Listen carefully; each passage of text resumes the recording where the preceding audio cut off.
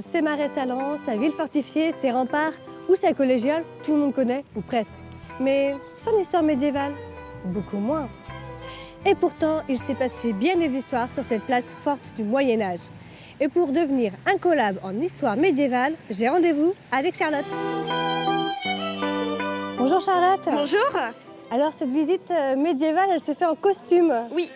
Pourquoi?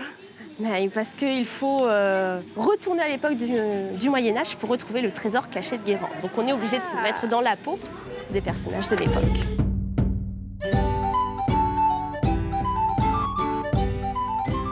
Et pourquoi il a des lunettes, ce hibou? Oui, Clélie. C'est parce que c'est un magasin de lunettes. Voilà. À mon époque, au temps des chevaliers, tout le monde ne savait pas lire et tout le monde ne savait pas écrire. Donc on va utiliser des images pour se repérer dans la ville.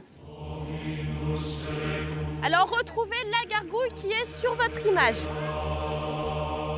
Alors Charlotte, si on pouvait résumer Guérande, l'histoire de Guérande en quelques dates.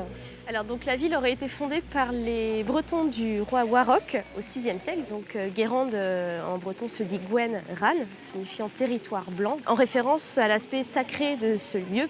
Donc le deuxième grand événement, c'est en 1342, donc le sac de Guérande, qui se déroule dans le contexte de la guerre de succession de Bretagne. Et donc Guérande a pris parti pour l'un des camps dans la guerre, la famille de Montfort, et la ville a été attaquée pour cette raison.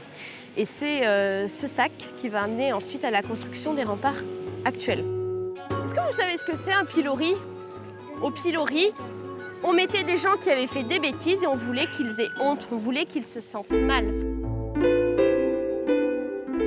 Et Guérande vit encore au Moyen-Âge en fait. Oui, parce que la ville organise chaque année une fête médiévale donc qui rassemble des milliers de personnes et beaucoup de ces personnes sont en costume d'époque. Et donc on replonge à chaque fois dans l'histoire de Guérande. Alors, donc on regarde bien autour de nous et on cherche les remparts. Qu'est-ce qu'on jetait dedans? Vous vous rappelez? Des cailloux, du sable et de l'eau bouillante. Très bien. Quoi?